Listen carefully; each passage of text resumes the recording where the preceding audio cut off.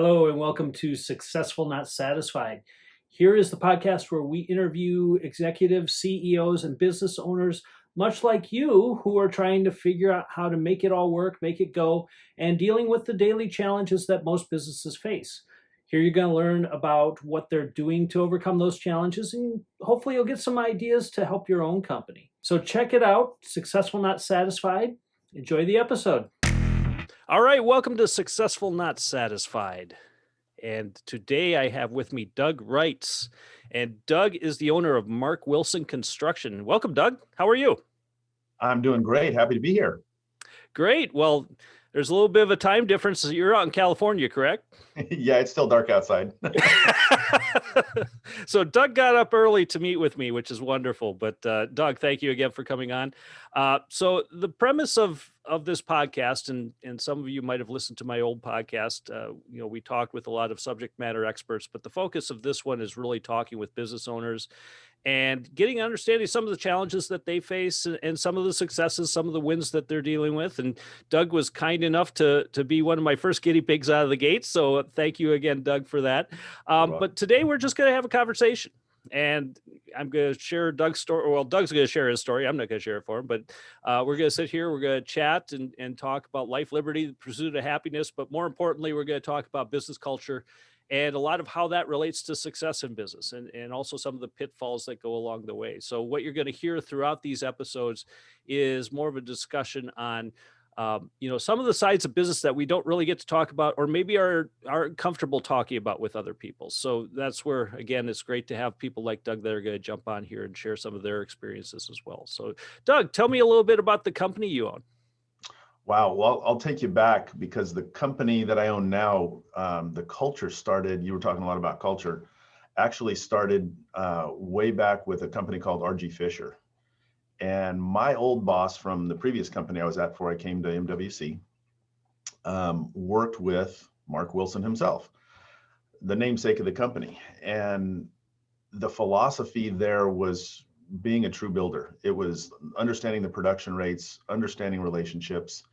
And there were so many people, once RG Fisher rounded up, closed up their doors, so many of the people went out and started their own companies here in the Valley. And they're still thriving today. And Mark was one of them. So the philosophy and the culture that started Mark Wilson Construction has kind of a long lineage going back to RG Fisher. And that was a real key for me coming over to MWC, meeting Mark, talking to him. My old boss, Tim Marsh, and him had worked together. They had the same philosophy. It was all about being a builder. Mm-hmm. So Mark went to work for a couple of companies prior to starting Mark Wilson Construction. And he just said, hey, there's got to be a better way. I want to go out and I want to do this the way I want to do it. So he started Mark Wilson in 1997 and has had a great year. We're in our 25th year this year. And about 6 years ago is when I came over to Mark Wilson, and it's just been a wonderful run. So I don't know if you want to hear a little bit about the company and why don't you share some? Yeah, you kind of talked about, how the company got started. Tell me a little bit more about that culture. Kind of share what makes, Mark Wilson a little bit different than maybe some other contractors in your area, or, what really separates you? I think it's Mark's and Tim's original philosophy, RG Fisher's original philosophy of being a builder. When you focus on the mission, the project, instead of your own gains, your own ego, it really makes a difference. And there's a lot of conflict in construction. Amen to that. So if you can ease that conflict by sitting down and just talking to people and listening to them, that has really been where the success has come from. So I don't know that we're different. And I'll go back into the 90s here in the Valley. There was a lot of litigation, especially in the school market. And that litigation was just tearing contractors apart, subs, architects, general contractors. It was all a fight all the time. And Tim came in and said, you know what, we're going to do it a different way. We're going to listen to each other. We're all going to approach this together. We all might have a little bit of pain. And slowly it started to shift literally from hard bid to a lot more collaborative delivery methods.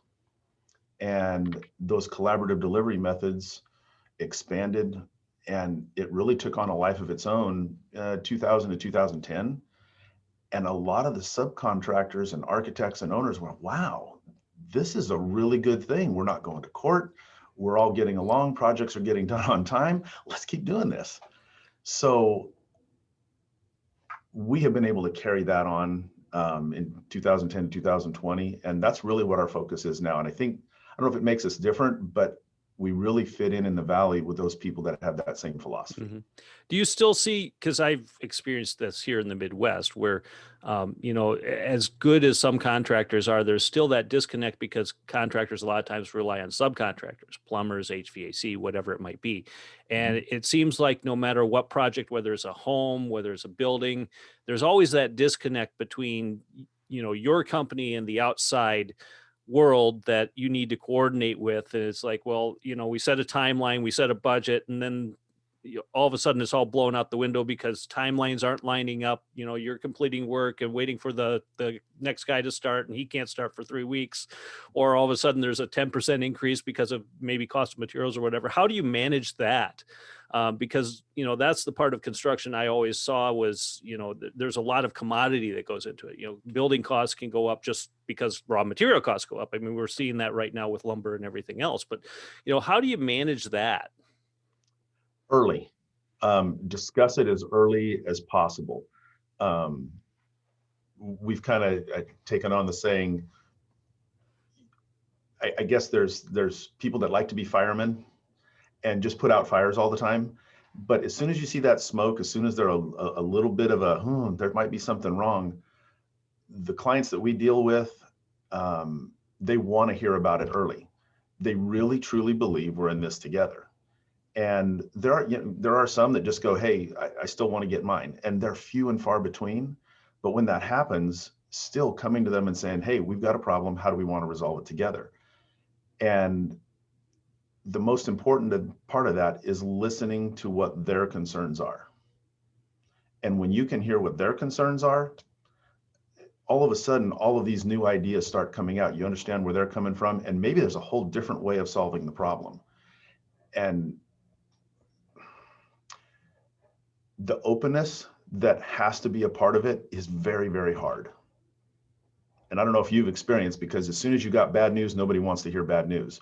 But as Well, soon I as hear you the put blame that- game then.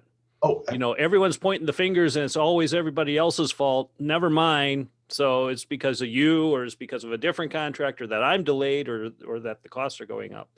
yeah. So that's got to be the hardest thing to manage is, it's very quick that people want to defer to others when it comes to bad news.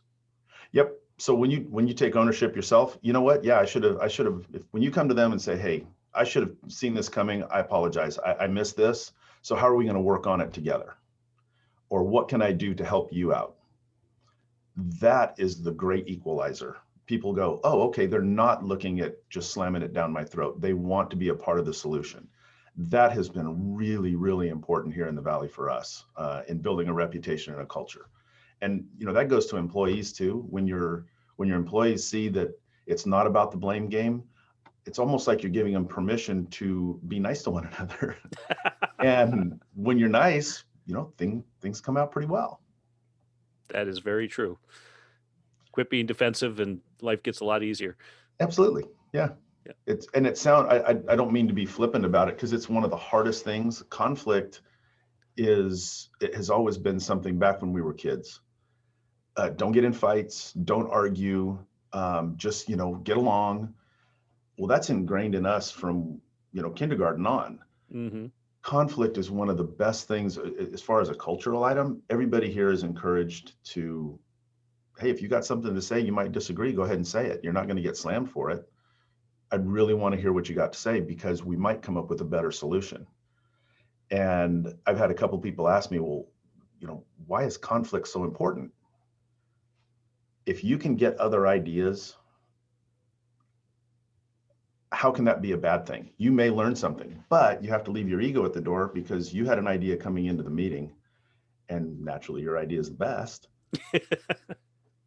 It's probably not the best, because there's going to be some other things that come into it. And when you hear somebody else's ideas, that's when you find the best solution for the project itself.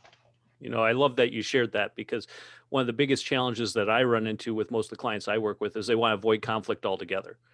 Mhm. As you point out, it's natural. You're taught not to fight, you're taught not to argue, but we're never taught how to express ideas or express differences constructively. I think we see that play out, in our society, but you also see it play out in businesses a lot. I see a lot of owners that just want things done, or want things to happen.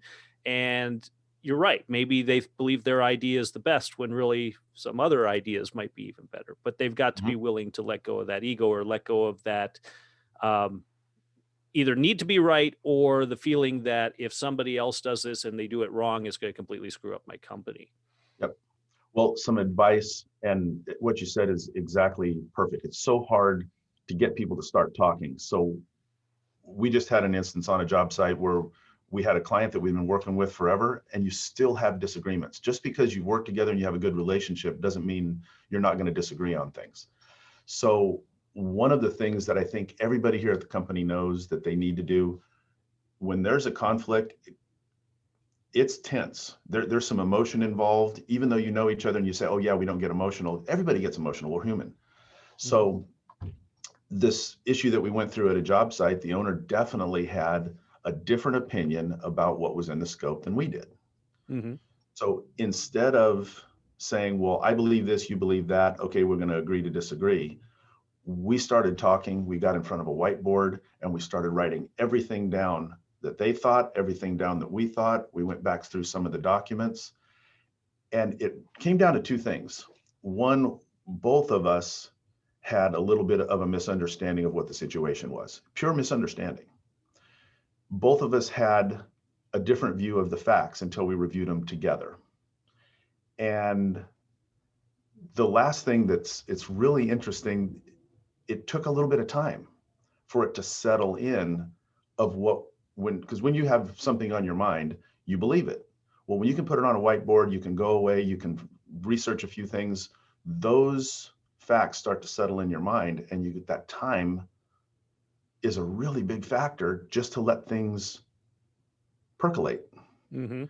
And once they do, you go, oh, you know what? I can come back. We can handle the problem this way. And we found a middle ground. But it took time. It took going through the facts together, putting everything on the board, eliminating the misunderstandings. And it ended up working out. But boy, it wasn't looking like that in the beginning. Never does. It actually sounds like a conversation I had with a client yesterday, where he's one of those driving personalities. He's in sales, so very fast paced environment, and it was very common for him to shoot out emails right away.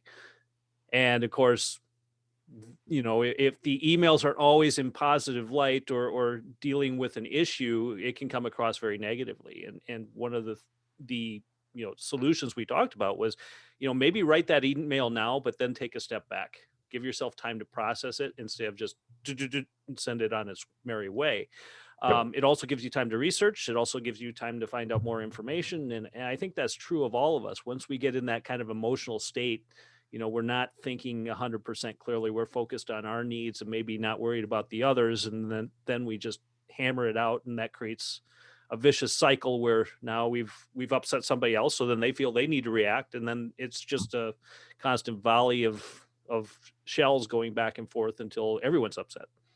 Yep. And one of the things that we talk a lot about, because you get superintendents and project managers on a job site, they are supposed to be focused on that project. They have their deadlines, and pretty soon they get tunnel vision about what's really happening. And I have to meet this deadline. I have to meet this deadline. They have to step back and detach a little bit and say, hey, do I really have to meet this deadline, or would it make long-term a better decision to slow down right now so we can go faster in the future? And that comes up on a weekly basis. The balance between meeting your deadlines and doing the right thing for the overall project, not just that next milestone you got to hit. Those are wonderful conversations that we have, but they're pretty tense because the superintendent is looking at it as, man, dude, you don't understand what I've got going on here. You don't understand. But once we take a little bit of time, put the facts out there, they go, okay, I can see a new path instead of just the one that they were on. That's really fun to go through. That is great. And I think a lot of people can learn just from that snippet of conversation we're having here. I want to transition a little bit. So we've talked Okay. about you working with other companies, other contractors, or people outside your organization, but you're relatively new to ownership, right? You took over Mark Wilson, what, a couple of years ago, I think? Yep. The end of 2019. Great. So So did you brand come new. on board with the intent that you were going to become an owner, or did that just kind of fall into your lap after you'd worked there a couple of years? Because I know you said that you started about 6 years ago. Yeah, it was very intentional, actually. And I had been with the company previously for 24 years, and I thought I was going to retire there, be there forever. And the company ownership said that, hey, I think we want to take this more corporate. We're going to spread through the state. We're going to do things a little bit different. And as vice president there, I went, okay, I don't know if that's for me. They brought in a new president after my old boss had retired, who really was my mentor at the time. We still talk every couple of weeks, just about how life is going. He's retired. He's a great man with a great philosophy. So I had looked at seeing the culture change a little bit, the philosophy change, and my lovely wife, Jody, was saying, you don't seem as into this, as happy as you used to. And she's a wonderful sounding board. She's got an amazing perspective on things because I wasn't seeing it. And as I started looking at it a little bit more, I decided to go talk to a couple of contractors. One was Rudolph and Sletton, and one was Mark Wilson. I just said, I just need some advice. And, how are you guys approaching things? I'm seeing some changes. I'm not really sure. So after talking to them, I realized, you know what, maybe the philosophy I've got is something that I want to continue. And Mark had asked me, hey, are you looking to make a move? And I said, no, I'm not looking to make a move. I'm just trying to get my head right. And about a month later, we ran into each other again. And I said, why did you ask me that question? Why you asked if I was looking to make a move? Well, somebody had just left his company, moved out of state for family, and he was looking to retire. And so the planets just aligned, and we started talking. And in November of 2014, I said, you know what, Mark, I think I would like to come over. He was looking for somebody to take over the company. And I was looking to maybe get back to my roots of being a family organization. There is and please don't get me wrong, there's nothing wrong with a corporate look or a family look. It's just where What do you you need prefer? to be. Yeah. Yeah. What fits for you, and the family side fit for me. Yeah. So ended up coming over and making the transition. Wow. So you started out as a senior leader in a larger organization. Mm-hmm. You come in here with the intent that you are going to eventually take over. What were some of the things you learned in that transition that maybe you didn't know? Because being a VP, I mean, you're exposed to a lot. Yep. When you're in the upper echelon of a company, you see a lot more than maybe the mid-level or the frontline employees see. Mm-hmm. But once you move over into ownership, it's a completely different world. So how was that transition? Yeah, there is a lot more to it than I had expected.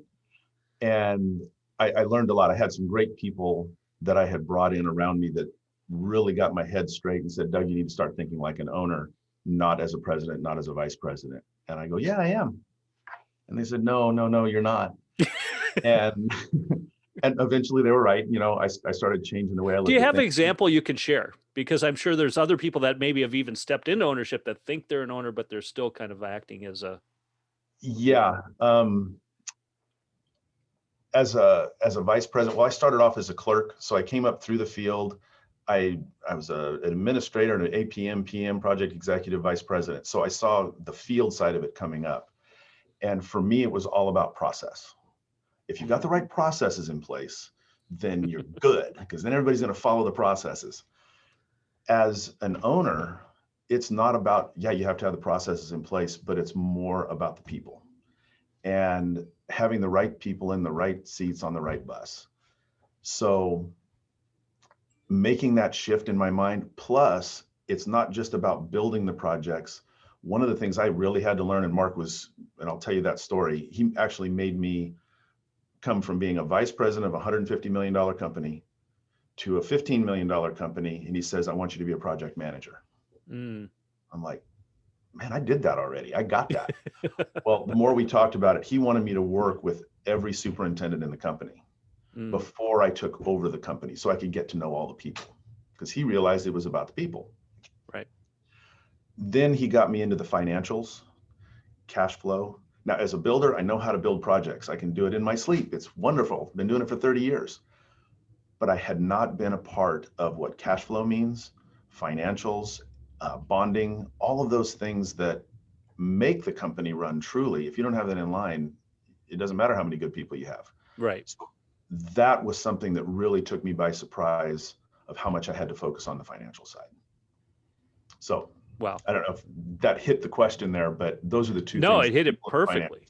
Yeah, I think that's kind of like the second gold nugget you have shared, because when you look at a lot of businesses, when I talk to a lot of business owners, they focus on problems, not necessarily root causes.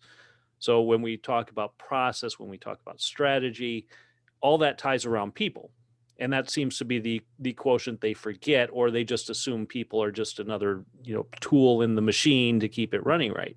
And then they implement process. And then they find out 3 weeks later that the process isn't being followed because it was never the employee's process, or they weren't involved in the decision, or, for whatever reason, maybe they have the wrong people in the seats, who knows? Mhm. But that is really what I see most business owners missing, especially like you, when they've grown up in the ranks and when they know the operational side of the business really well, to transform that as a leader now to the people side Mhm. is really challenging. Because if you come from this operations background, simple fix, right? If that system doesn't work, I'll implement a new system, or I'll change something out, and all of a sudden it's better, supposedly, but maybe not. Once you get people involved, and once you're no longer doing the work, now you have to rely on others to perform. And most Yep. people, if they don't understand their role, if they don't understand the vision, they don't understand the values, the direction, that's where everything falls apart. So I may make it sound like, yeah, I learned all this stuff and I'm doing great, but I just screwed one up recently. Um, we had been doing, safety walks, and everybody had their daily report, and they'd check off the safety things, and they'd send out little violations, and do all the things they were supposed to do. And I said, we had talked to somebody who say, you have to have metrics. You have to be able to measure if you're doing better. Well, our safety consultant said, hey, we've got this cool app where you can just do your safety walks. You can take a picture, you can send it right from there. And if you got a safety issue, you got all your stuff right there. Great, that's awesome. And the office gets metrics. They can see how everybody's doing, where the violations are, what the trends are. I said, wow, that's great too. So we brought everybody in and we told them, hey, we got this new app. It's going to be fantastic. It's going to be able to do all these things, going to make your job easier. And they said, okay, great, we'll go do it. And then they weren't doing it.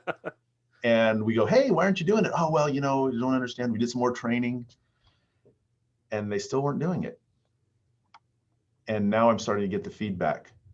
Doug, this isn't intuitive. This doesn't work the way we want. We don't like it. And the one thing I forgot is what you just said. It wasn't their idea. Mm, They didn't have the buy-in. We all said it was a great idea, but then as we got into it and we found some problems, they were like, yeah, I'd rather do what I was. So part of it was change management, right. and the other one was having buy-in from them. So we're regrouping now, going back through it, looking at the whole system, seeing what the problems are, and we're going to try it again. But I just thought it was going to be fine, but it wasn't. So what you were saying there about it being their idea, having buy-in, sometimes we get so focused on, hey, let's just do the next thing. And that's what I did. I completely forgot that we probably should have slowed down on this change. And so now we're slowing down. It's going to be fine. But I kind of got over the tips of my skis on that one. So, And we all do that. yeah, I don't think anyone's got this completely figured out, or does it perfectly. I know, even from my side of things, I'm always learning. I learn from my clients. I learn from my own actions. There's always ways to improve, and to be humbled a few times definitely helps you learn that reset. there's more to learn.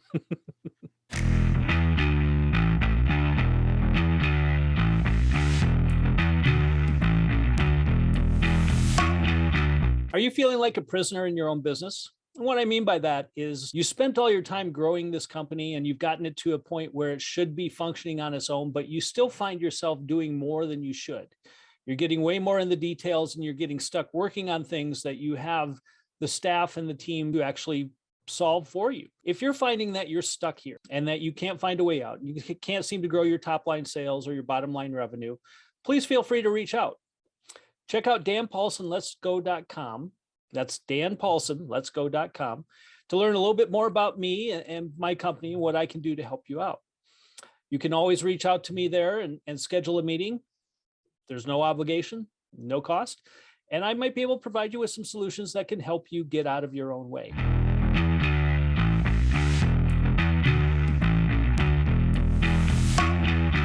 So the other one that you had kind of talked to, I think we had talked about prior to the podcast, between the processes, but outcome-based metrics. I was looking, I really didn't see this, so this is a change as an owner. I really had not seen the outcome goals. I was always looking at, did we meet the process? Mm-hmm. So as an example, for bonding, if you want to do $40 million in bonding, you've got to have $2 million in cash, a 20-1 ratio, right? Plus or minus, right. give or take. And I was looking at, hey, if our projects do well, then we'll be able to do the cash. But I never set the goal of where we want to be on cash so we can get the bonding. Once we did that, we developed processes below. And I know you do a lot of that in your own business, just saying, hey, step back, take a look at the big picture, right? Right. What are some of the things that you're seeing that you focus on when you're going to people like me? What are the hot buttons for you? Oh gosh, well, I think it depends from client to client what those hot buttons are. For me, a lot of times, again, it's centered around what I hear is they're stressed out because their people aren't doing what they're asked to do. Kind of back to your situation with the software. We spend all this money on technology. They say they want it. They say they need it. I go out and find it. We implement it, and then it doesn't work. A lot of it turns into, I don't think they understand how much they micromanage, because as a business owner, especially as a business owner who even started the company, I see this more often when it's the founder, that this is their baby. It's just like a member of the family, and they want it to run right. They want it to run perfectly, but they need other people to do it. But then when they hire other people to do it, they take over their jobs, and these people are just doing menial tasks, and they're not really doing what they were fully hired to do. Yep. So those become the hot buttons for me, because those are some of the root causes. Now, I might be brought in because, again, our people aren't performing the way I want them to. Our systems aren't working the way we want them to, or the strategy that I want to implement, we're not following. So those tend to be the main things. But when you peel away the onion and start digging in deeper, again, a lot of it centers around communication, around human behavior, around owner behavior, and addressing conflict. Going back to the very first thing you talked about, when there isn't a positive way to deal with conflict, everything kind of falls apart, because nobody will address the elephant in the room. And the elephant in the room might be the owner's habits, the owner's attitudes. It might be the fact that we've invested in something that doesn't work for what we're doing. It could be a number of things. So, I mean, that's really what I see on my end. And I think you bring up a good point, because we work with somebody as well here locally in the Valley. And I was talking about how superintendents get tunnel vision. I do too. And when you think you're going down the right road, we had our retreat a couple of years ago, and Rick came in and said, "Hey,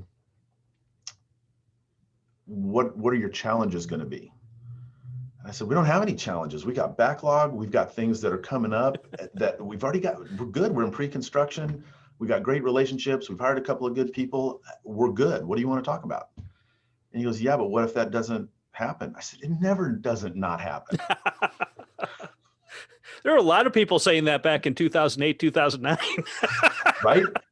And I said that in 2019. Yeah. And what happened in 2020? The whole world fell apart, right? Right. So what we did in that retreat, he flipped it. And I think this is exactly what you were talking about. He flipped it 180 degrees and said, what if all your jobs go away? What if something happens with the economy? Let's just, humor me. Let's just have the discussion. And we did. And it was a fantastic discussion. We actually turned it, we stopped, we detached, came back and said, okay, if this is going to happen, we should probably start looking at other markets right now instead of when it happened. That's what it really came down to for us. We were in the school market very heavily. And we said, you know what? Let's start looking at the pipeline for commercial private projects. And lo and behold, February, March, everything shut down. The school projects continued, but the private projects that we actually had our biggest year in 2020. Oh, wow. Good. Peaked at 50 million. And it was not difficult. I thought it would have put a lot of stress on us being at that level. But the preparation that we had from talking to Rick, talking to you, those things I never would have thought of myself. And it helps so much having somebody looking at things from the outside to really give us just a little bit of a course correction to get us out of that tunnel and see a bigger picture. So the stuff that you're doing, it's amazing. I really appreciate it because it takes us out of our own heads. Well, that's great. And it's great that you mentioned that, because that is a challenge I see with a lot of business owners. When the sun is shining, you make hay, right? That's at least a phrase we use here in the Midwest. Yep. But you never look at the little problems that are going on. And I often hear business owners say, well, we'll deal with that when we slow down. Okay, well, when you slow down, that means your income goes down. That means you're cutting back on costs. Now you've never dealt with it. Now it snowballs, right? So if you aren't prepared for what could be coming, and we don't know what could be coming, as you pointed out, I take my companies through a stress test when we talk about any sort of new things that we're doing. And, I even would throw out, well, what happens if business goes to zero? And then we all kind of chuckle because, business will never go to zero. And lo and behold, last year it did. I had clients that were shut down for 2 to 3 months. And, some of the government programs definitely helped them out because some of them weren't prepared for that. They were in a really bad state. Other ones were fine. They could ride it out. But still, you never think that you're going to be completely shut down. You think of natural disasters, you think of fires. Most of those items you have some sort of contingency plan for. Well, if this happens, then we can do that. What happens though when everyone's locked up at home for 2 months and they can't come out and they can't shop, they can't buy, they can't do anything, and you have no revenue coming in? Oh, by the way, your employees can't even show up at the doorstep. How many of us were prepared for virtual work a year ago? We we've were all been talking about for a decade, the opportunities of virtual work and how it can create better work-life balance, and you can actually create more productivity. And we actually saw some of those benefits this last year. We did. But I will tell you, there are 80% of the companies that might have had people working virtually. They haven't got the level of productivity they could because they weren't established in how to deal with virtual work. So I'm still seeing companies that want to bring their people back because if a butt is in the seat, they're going to be more productive, which sometimes is true, sometimes not. It's going to be interesting to see how we blend this with, being in person versus working from home. And that's going to be the next phase. And it's obviously a little bit more difficult for you because a construction worker can't sit at home and build a project. So they have to be out on site, which means you had to do a lot of different tactics and safety measures that you weren't used to keep your guys working. Because I know I saw the problems around here. They were concerned about a lot of spread in construction sites because you got guys working close together, and it's less of a problem, I guess, when you're working outside. But once you start enclosing that building and now they're all working inside, it can be completely different. How'd you deal with that? For construction, we're always changing PPE and having to do those things. So we adapted pretty well to the field side of getting people in. Hey, you got to wear the mask if you're working close together. That was a pretty good, smooth transition. The office side, we had started just by happenstance with a couple of architects and owners that were out of town.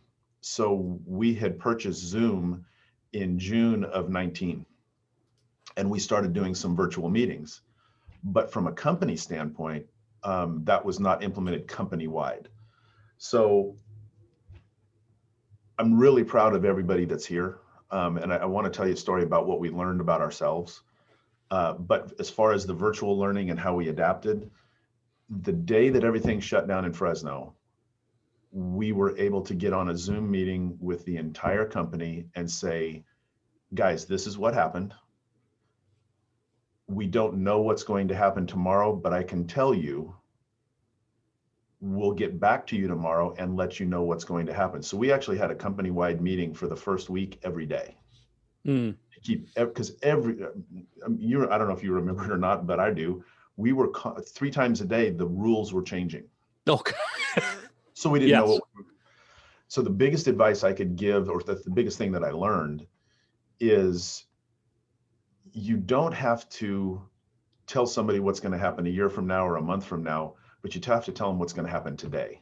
Right. People want clarity and want confidence. I could only be confident about what was going to happen today. And I'll get back with you again tomorrow, and we're going to work through this together. What we learned about ourselves, I'm so proud of everybody at the company, because you said, making hay, when it's sunshine. I don't remember the exact statement. What did you call that? That was it. Okay. When things are stressful, that's when true character comes out. Mm-hmm. Under stress, you go back to what you know. Right. And everybody dug in. They didn't run. They dug in and said, okay, tell me what you need. And the conversations between job sites and between office people, I actually had a guy come to me and said, Doug, we're communicating better now over Zoom than we were together on the job site. Because everybody was kind of doing their own thing during the day, but they actually formed times. Every morning, 7:30, we're going to do a huddle. Every day, 2:30, we're going to do another huddle. We're going to get together. We're going to talk about what we did, and then we're going to talk about what we need to do tomorrow. And the communication actually increased because they made time to communicate. Right. Well, it sounds like they focus too, because the number one issue, beyond what we've already talked about that I see with most companies is they have meetings to have meetings to have more meetings, but there's never that clarity. There's never that closure. There's never a focus on what you're talking about. So it sounds like, through this pressure, it forced you guys to communicate more succinctly, but, really focus on what needs to be done. And as you pointed, what needs to be done today, because today was the surety. Tomorrow might be completely different. The day after that might be completely different from that. Yep. The adaptation that everybody did, one of the other things, we reached out to all of our subcontractors immediately and said, please call, check on material availability. So you were talking about fires earlier. How do you get the rough conversations out? Mm-hmm. We sat down with all the clients right away and said, hey, from your business organization standpoint, are we allowed to continue construction? And everybody said, yeah, keep going until they don't. Schools cleared out, and we were able to adapt and actually get more work done faster because the kids weren't there. Right. So there were some good things that came out of it, but all of our subcontractors immediately called their manufacturers and said, can we get this? And we opened up storage on the job site. Hey, let's get the materials here now. Not more materials than we needed, just the materials for that job site. We took it, the owners paid for it. Everybody got the materials there. We didn't really have a slowdown in 2020 because of that. Everybody was really proactive. Everybody wanted to work together, and it actually came together the way it was supposed to. Now, 2021, I don't know if people are experiencing this in your, or what you're hearing, but a lot of the jobs now have pushed off 2 or 3 months purely because of agency review. You can't get it out of the city or the county. So we're seeing a little bit of a slowdown from what we expected. Jobs we thought we were going to start in March aren't going to start till July now. Yeah.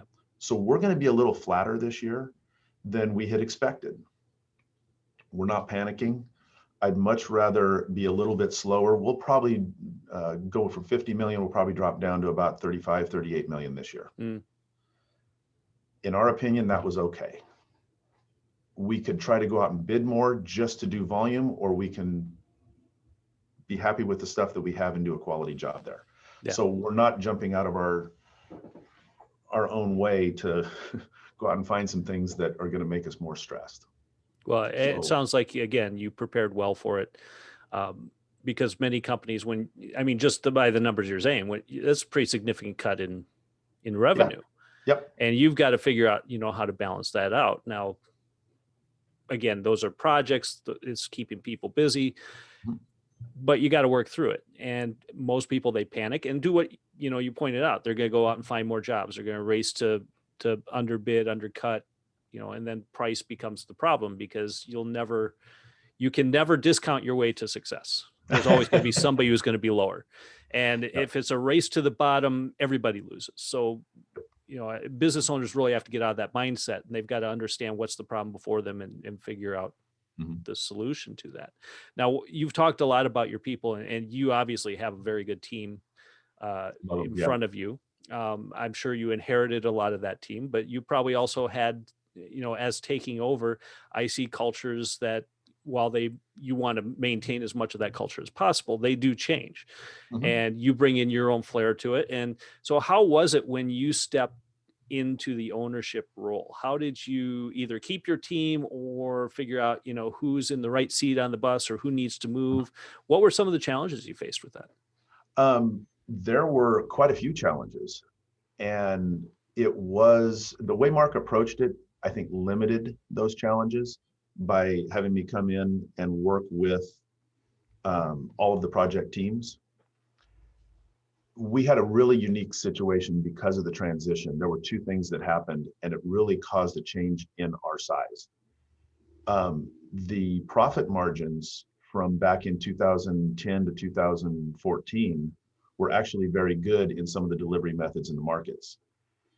There was a big change in the market here locally, which is a whole long story, and those delivery methods changed, and the profit margins went down. So when we started this, we were doing an earnout. So if you're doing an earnout, you have to be profitable enough to keep money in the company, to have bonding, as well as pay out Mark. Yeah. So we sat down and had a big discussion about how are we going to grow slowly to where we can afford the earnout and still maintain bonding capacity. So that was a nice slow transition over the years. So we went from 18 million to 50 million in 6 years. So it wasn't, a huge, and that facilitated, if you're going to do more work at a lower profit margin, you have to have more people. And one of the things that kind of happened organically in the company, some of the people said exactly what I said. This was a family company at one time, and now you've got all these processes I have to follow. Can't we just go back to doing what we were doing? And I said, I wish we could. I wish we could be a $15 million company, but for this earnout, there's not enough. Something's got to give. Either we can't buy out the company, or we just go to zero bonding because we have no money in the company.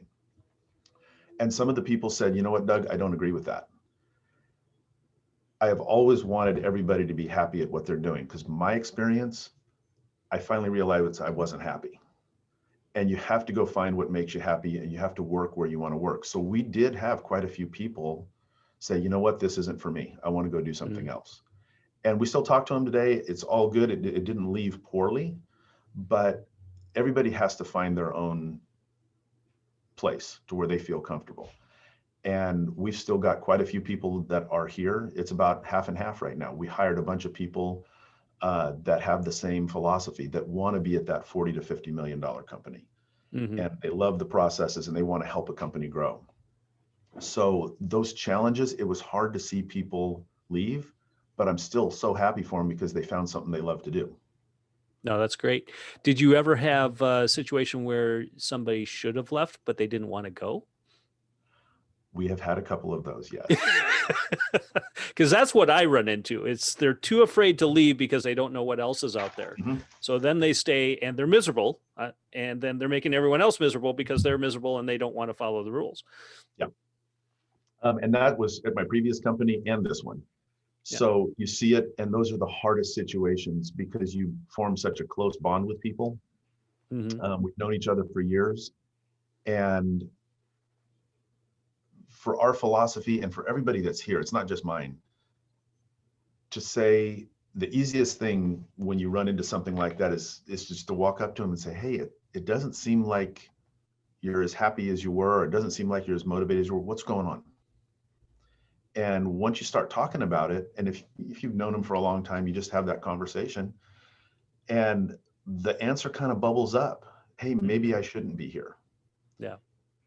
And I think over my career, I've only had to say twice, you need to go. Mm. And those were hard. Yeah. The other instances, people went, you know what? I think I need to make a change. I'll support you 100%. How can I give you a recommendation? That's So wonderful.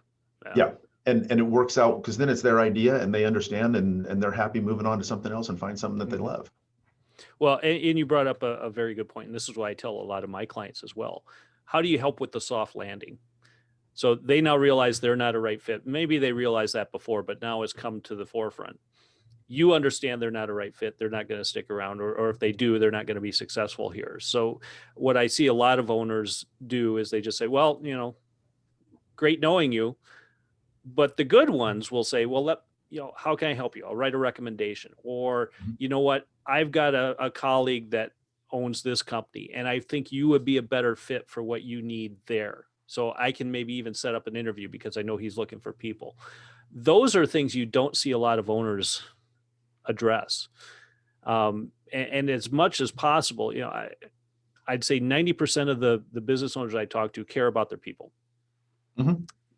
Some of them care a lot. As you point out, if it's a smaller company, you get to know them very well. They become much more than just an employee shows up, punches the clock. Mhm. So when you see those transitions where it's not a right fit, however you can help that person step out and do so with dignity and also land on their feet somewhere else, I think is a very powerful action, which again, a lot of business owners don't make the time to do.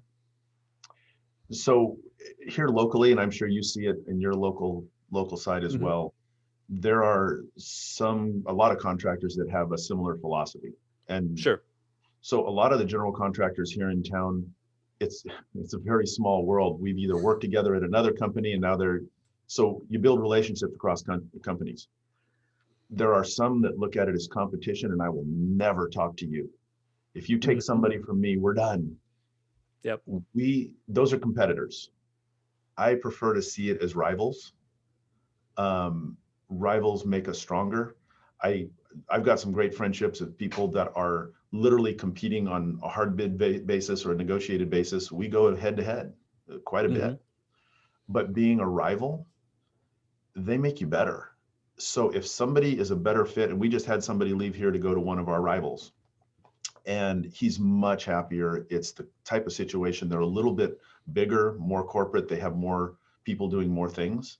Right. Here we're wearing many hats, and that's for some and it's not for others. It's just our model.